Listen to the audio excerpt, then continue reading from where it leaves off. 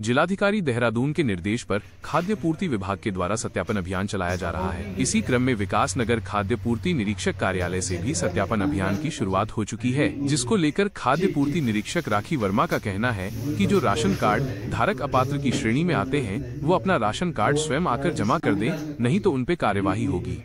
उन्होंने अंत्योदय कार्ड, सफेद कार्ड और अन्य राशन कार्ड के अपात्र व पात्र की जानकारी मीडिया को दी और राशन कार्ड धारकों से कहा है कि वह अपात्र की श्रेणी में आते हैं तो वह स्वयं अपना कार्ड कार्यालय में जमा करा दें, नहीं तो उन पर कार्रवाई होगी। में जिलाधिकारी महोदय के निर्देशानुसार राशन कार्डों का सत्यापन किया जा रहा है। तो जो भी सत्यापन में अगर कोई राशन कार्ड धारक अपात्र पाया जाएगा तो एक तो उनके राशन कार्ड निरस्त किए जाएंगे और ऊपर से उन पर विभागीय कार्रवाई भी की जा सकती है। किस तरह की कार्रवाई होगी?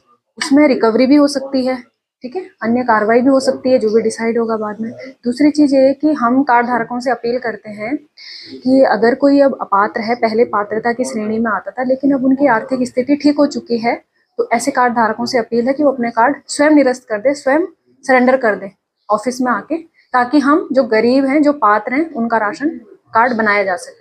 मैडम जो नहीं करता उन पे कार्रवाई की जाएगी, उन पे रिकवरी की जाएगी। मैडम कैसे धारकों को राशन अपना आपके पास जमा कराना चाहिए? जी, उसमें है, हमारे पास 3 राशन कार्ड है वर्तमान में। एक तो है सफेद राशन कार्ड, ठीक है, जिसको प्राथमिक परिवार कहते हैं। उसमें जो मासिक आय है, जिन लोगों की परिवार की मासिक आय 15,000 रुपए है, उन लोगों को जारी किए जाते हैं। अगर किसी का सफेद कार्ड बना हुआ होगा और उनका 15,000 से ज्यादा आय पाई जाएगी तो उनका निरस्त किया जाएगा। दूसरा है अंत्योदय राशन कार्ड, जो गुलाबी कार्ड है, उसमें जिनकी मासिक आय 4,000 रुपए है। दूसरा जो विधवा औरतें हैं, अशक्त महिलाएं हैं, विधवा है या जो वृद्धजन है और असहाय व्यक्ति है, ऐसे लोगों को गुलाबी कार्ड बनाया जाता है।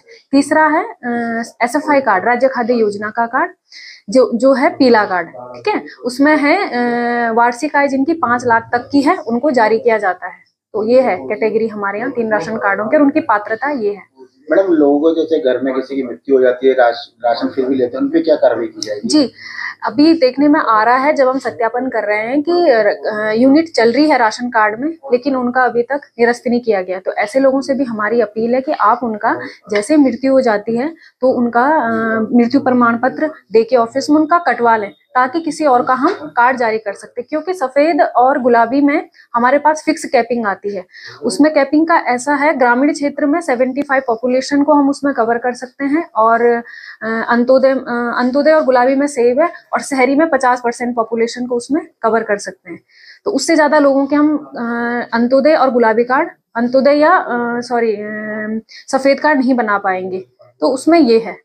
और मैम ऐसा भी जैसे किसी लड़की की शादी हो जाती है, वो जब भी काम नहीं करते, जब भी राशन लिया जाता है। जी जी जी, तो उनका भी ये है कि अगर किसी की शादी हो जाती है तो यहाँ से उनका नाम कटवा के उनका निरस्तीकरण लेके तब नई जगह उनका चढ़ेगा।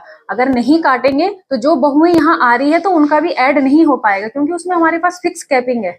क्या संदेश देना चाहते हैं मैडम आप? जी, हम सारे कार्ड धारकों को यह संदेश देना चाह रहे हैं कि अगर कोई पात्रता की श्रेणी में अब नहीं है तो हम उनसे अपील करते हैं कि एक तो अपना राशन कार्ड ऑफिस में आके सरेंडर कर दे, स्वयं सरेंडर कर दे। अगर कोई स्वयं सरेंडर करता है तो उनपे कोई कार्रवाई नहीं होगी, उनकी जगह जो पात्र लोग हैं उनका बना दिया जाएगा। दूसरा, अगर किसी कार्ड में किसी व्यक्ति की मृत्यु हो चुकी है तो उनसे भी हम निवेदन करते हैं कि उनका मृत्यु प्रमाण पत्र ऑफिस में आके दे दे, ताकि हम वो यूनिट निरस्त कर सके। तीसरा, अगर किसी का विवाह हो चुका है तो वो भी यहाँ पे आके उनका नाम कटवा ले। आपका नाम, आपका पद? जी, मेरा नाम राखी वर्मा, पूर्ति निरीक्षक विकास नगर।